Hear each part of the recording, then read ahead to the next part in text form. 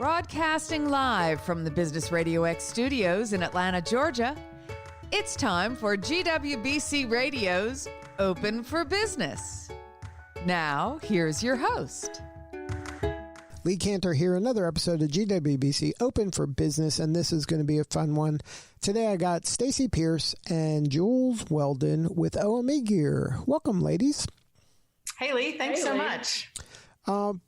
For those who haven't been avid followers of this show, which you've been interviewed once at the, I believe, the Pop Marketplace, I don't even know how many months ago. Was that a year ago? It's probably close to a year ago. Actually, I think it was closer to a year ago. So tell us about OME Gear. How you serving folks? Yeah, so OME Gear it stands for Ocean Plus Mountains equals Earth Gear, and it's a product company. So it's an outdoor gear product company. It's a 20-year story that's a lot more fun to tell over cocktails. But my parents invented the original concept. This is Jules talking, and we have 20 years later, we've brought it into the market. And so it's our flagship product is called the Wanderer, and it's a 5-in-1 product. So it's great for anytime you need to haul something somewhere and then have comfortable seating options once you get there. So it's a cart that hauls 150 pounds of gear, and that easily transforms into a low beach chair, a high camping field chair, a fully reclinable lounge chair, and a camping cot. So it's kind of a multi-purpose product that's great for things like kids' soccer games and tailgating, which we're not doing a whole lot of now, maybe home gating. Mm-hmm. But yeah, also the beach. We have tires that we have an exclusive on that actually roll really well in sand. So that's a differentiator for us, but just a super innovative product that we're excited to take to market.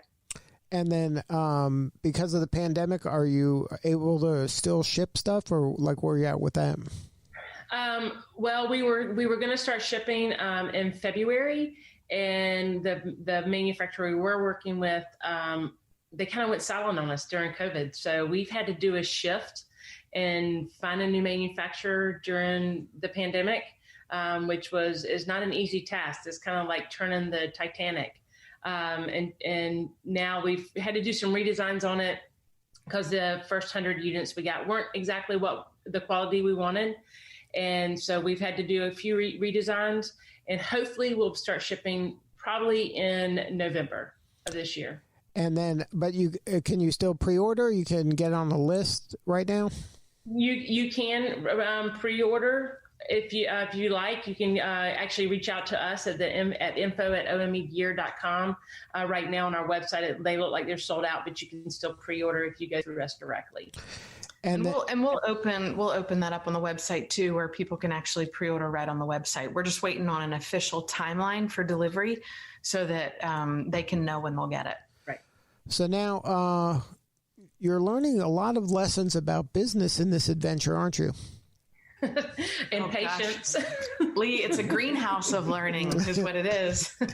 So any advice for the listeners out there that have a venture that is kind of relying on other people to manufacture? Because obviously you have a good idea. It's very well received. Everybody wants one of these once they see it, and the pictures you have are wonderful. And it seems like a lot of people, there's a lot of pent up demand. But how do you kind of manage that, keeping them engaged and keeping them still interested and kind of being in for the ride with you guys as you wait for the thing to actually be manufactured? I'm not going to lie, it's been tough. Just to be really transparent, one of our values is honesty and integrity, and it's been really hard. We did a Kickstarter that funded back in December of 2018. And when I decided that I wanted to do a Kickstarter and our team wanted to do a Kickstarter, the one thing I said is, I'm not going to be like those Kickstarters that don't deliver on time.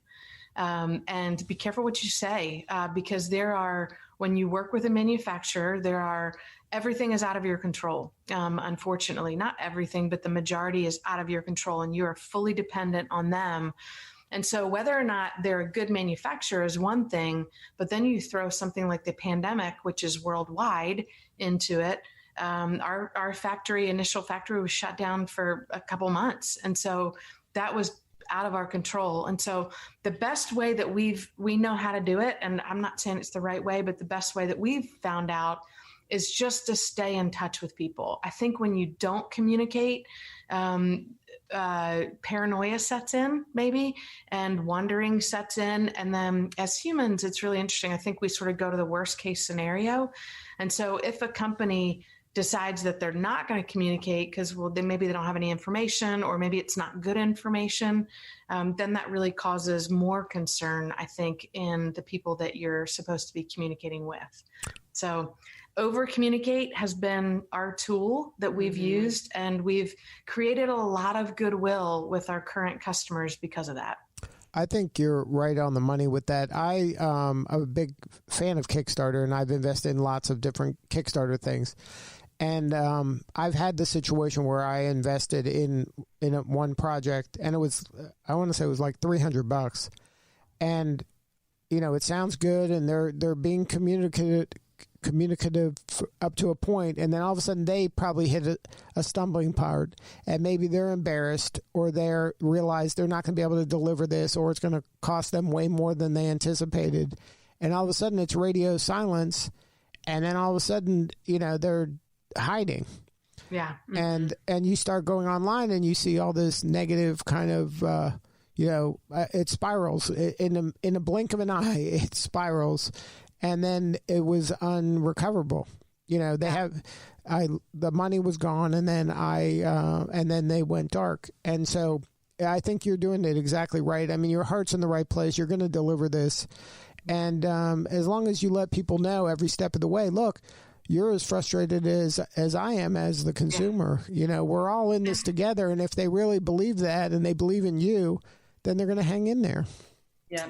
I say one thing that we did, and I think we did this to show our customers, are already people that funded, helped us fund on Kickstarter, our backers, is we got 100 units right before Chinese New Year. And like I said, they weren't perfect. They were supposed to be production ready. They were not perfect products. And so what we did, we're like, we can't sit on 100 units. So what are we going to do these? How are we going to take lemons and turn it into lemonade? Is what we started an ambassador program. So we reached out to all of our backers, and we're like, we have 100 units. We're going to ship these to you for free in exchange for you taking them out in nature and getting pictures and sending pictures. And then when we get our actual production units, we'll ship you those. But we gave people that choice, or having a refund. And we only had 2 people ask for refunds. And that was great. And then the other people have raised their hand and said, I would love to be an ambassador. I understand these aren't perfect. And we wanted them to be a part of our team. So we're like, give us your feedback. Here are the things we know we're going to change, but give us your feedback on other things. And we have not had anyone complain about any of the products that we have out, even though they're not perfect. They know they're not perfect, but so they're just super excited. And what that did was kind of like validate that we're serious about our company, and we're excited about the product we're going to be putting out. And I just think the other just follow up to that is like I said, the goodwill that we've created. I think it's easy for people these days, especially because emotions are so heightened with everything that's going on with COVID and the stress levels and all of that, to just fire off an email where you're just really mad, and we read every one of those, and we respond. Stacey and I respond to every one of those, and we take each one to heart. And so a lot of times we'll just write back and say exactly what you just said, Lee. We're as frustrated as you are. I know you don't understand that, but we're as frustrated as you. And I've even gone so far as just picking up the phone and calling people and just saying, hey, I want you to hear my voice. Like, I'm a human behind this business, and I'm as stressed out, well, actually a lot more stressed out than you are over not getting your one wanderer. And it's just been so amazing when you approach things in a non-defensive way and just over communicate with people. They soften really, really quickly, because nobody really wants to be mad about something like that. There's plenty of bigger fish to fry. So it's been interesting. I'm not going to lie. But it's I think that this kind of can cement you in the minds and hearts of these super fans that really, really believe they're in it with you now, Then, and when you're when they're part of the community and they know you and feel like they know you personally, I think that's when they give you the benefit of the doubt. When you're a faceless organization, then you're this big business, this big company that isn't humanized at all. It's easy to not like that person. That person can be the villain. But the more human you become and the more open and vulnerable you become, then it's hard to, be mad at you for too long. Yeah. We'd like to think that. There's always exceptions, believe me. There's always exceptions.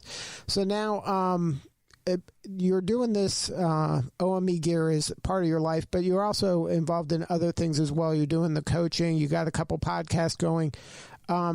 You're keeping busy, that's for sure. How has all of that been going? Is that the same thing? I know this is a big part of your life, the OME Gear, but are these other things kind of still humming along? Well, they were until COVID hit. Our coaching consulting firm called us Salty Rim. We actually lost all of our clients when COVID happened. So we had to do some shifting and figure out things. And that was kind of what our income, because you're not taking an income from OME yet. So, we've had to be creative and look at our finances and kind of divest things and get rid of cable and just kind of be smart on these times. And then we also have both the podcasts, which we're relational people. We love meeting people and traveling and doing podcasts in person. So all these Zoom podcasts are a little bit different for us. You don't build the relationship we typically build when people come into our home and we drink wine and we do podcasts, or we go and travel and meet people outdoors and do our podcast with them. So, but we're staying busy in all of it. We've actually started picking up more clients for our coaching firm. So that's good. So things seem to be leveling out a little bit, but there in the beginning, it kind of got a little stressful. I would actually say Stacey's 100% right on that, except for the fact that we lost all of our clients' pay. We didn't lose our clients. So our clients for Salty Rim are small businesses. And honestly, when COVID hit, they just couldn't afford us. And so we actually shifted back and said, all right, you know what, we'll provide our services for free just to get you out of this. And so I feel like consulting wise, we've never been busier, but we're just not getting compensated for it like we used to. And so, so that's been really interesting. We started a weekly call with, invited all the women who've been on our GSD Entreprenuer podcast on a Thursday morning Zoom call just to navigate all of the complexities of COVID in their businesses. And so we'll have anywhere from 10 to 40 women on that call on a consistent basis every Thursday. And that has been really powerful and something that we both look forward to every week. And we're still doing it every Thursday morning. Now, if that weren't enough stuff on your plate, you somewhere along the lines decided to write a children's book. You want to talk about that a little bit? Yeah. So I'll say it does sound like a lot, and I get it. But any mom of 3 kids and a business, or 2 kids and a business, or whatever, it's no different, right? I mean, each one of these businesses are like our kids. We don't have any children, and so they're like our kids, and they all have different personalities, and they all require different levels of commitment. So we are busy, but that's Stacey and I just love that. So yes, we did write a children's book. It was our COVID project. We actually wrote the book 2 years ago when we had to put a dog of ours down who we rescued from Puerto Rico. Because we named him Rico. He was a 12 to 14-year-old chocolate lab, and he was 20 pounds malnourished and had heartworms and all of that, but survived through 2 hurricanes outside, which is amazing in itself. And so we ended up seeing him. A friend found him in Puerto Rico, and we said we wanted to adopt him. So we did. We had him for 5 months and had to put him down after we got him back to full health, and except for the heartworms. Yeah. And then came home, and Stacey said, I'm going to write a children's book. And so she sat down, and in an hour she had the book completely written. So then why don't you say what happened 2 years later? So right at COVID. Yeah, right at COVID. A friend of ours who helped found Rico and got him over to us. She is starting a TV show, and so she reached out and she said, "Hey, do y'all have your book done? Rescued by Rico is the name of it."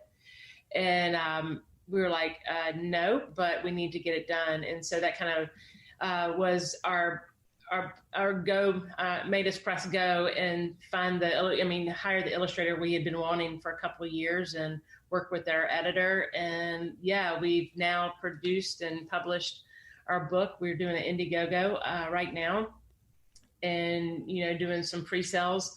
And then hopefully we'll have those books ready to go in September.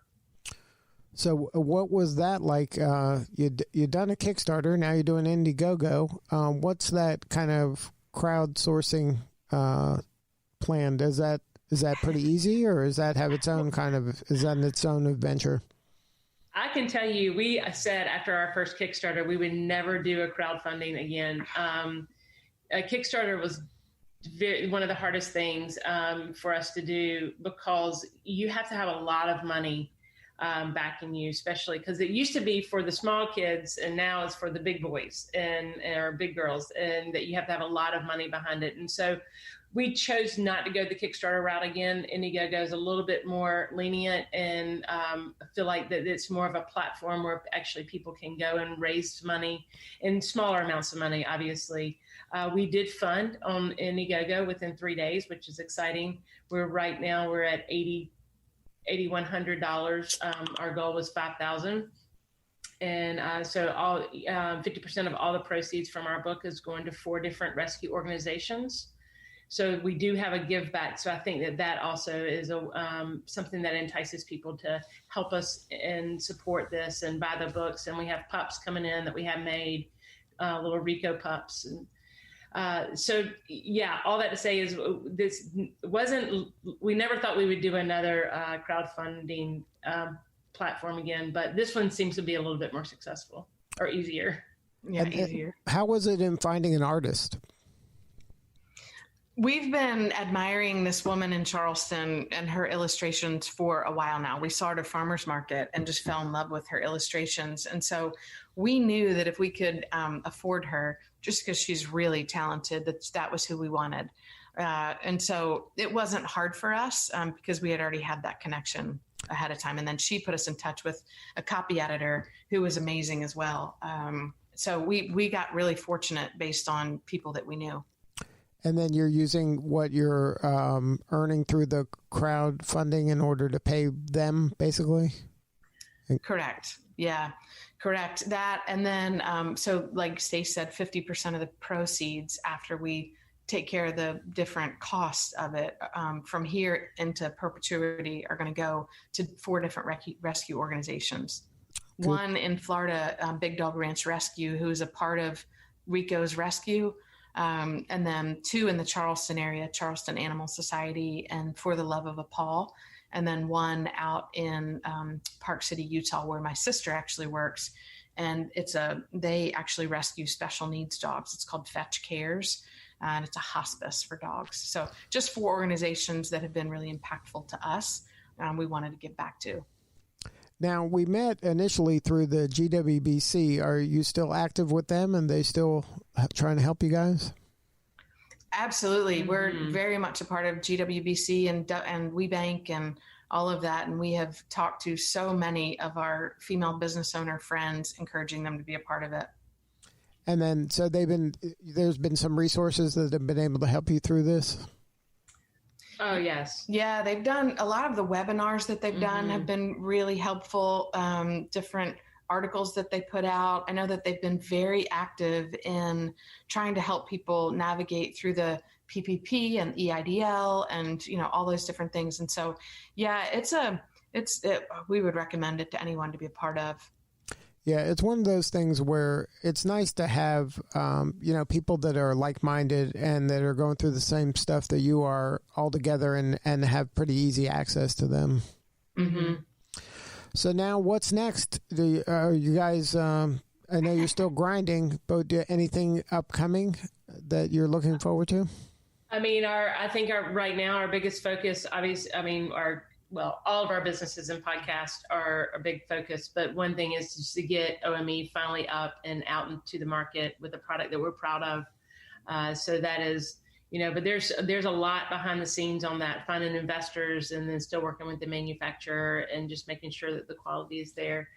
So that is a huge focus right now in the forefront. And then not that anything else is put on the back burner, because it's not. We have a bunch of pots all going at the same time.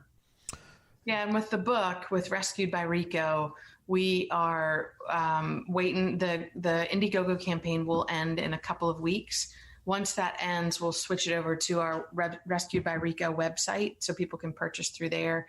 And so it's that as well. It's getting the book published, getting the dogs in. We actually just today ordered a big brown dog mascot costume. And so we have been approached by a number of different libraries and schools to do virtual readings or in-class reading of this book. And so I'm going to do the readings, and Stacey is going to be the big brown dog mascot. His name is Rainbow, but we'll call him Bo. How'd you decide who does what? So Jules is our family reader. She reads to us all the time. When I say us, we have another rescue that's usually an earshot away from us. And I've always said that she needs to go and volunteer in libraries. And so now she can actually take our book and go and volunteer in libraries and classrooms and read. Well, to be fair, what I've been told is I have a voice that puts people to sleep, that is really soothing.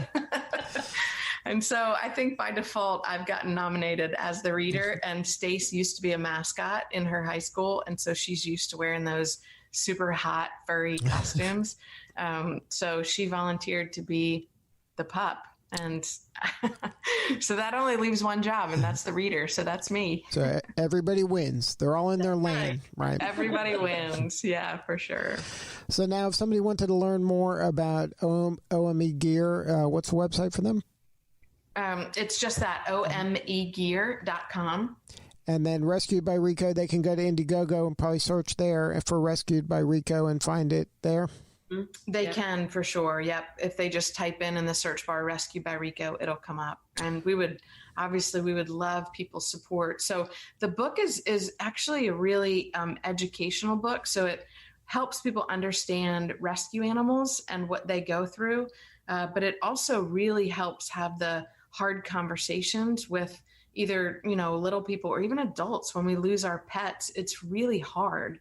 And this just paints it in a light of the Rainbow Bridge, where the final page of the book is really cool, where it's a big rainbow bridge that Rico's coming up on, and all of his friends, quote unquote, that have passed are waiting on the bridge with Welcome Home Rico signs.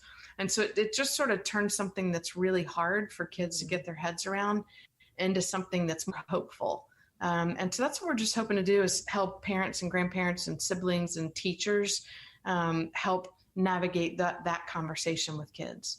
Yeah, that's so important to have a tool like that to help guide the conversation and not make it as scary and hard as it is for most people. Mm-hmm, for sure. Well, thank you so much for sharing your story, and thank you so much for keeping on grinding. I mean, there's no easy way to do anything, and it's just a battle, and you got to just keep showing up every day and doing a little bit of work, and then, things usually take care of themselves. We believe that too. Thanks so much, Lee. We appreciate that. All right. This is Lee Cantor. We'll see you all next time on GWBC Open for Business.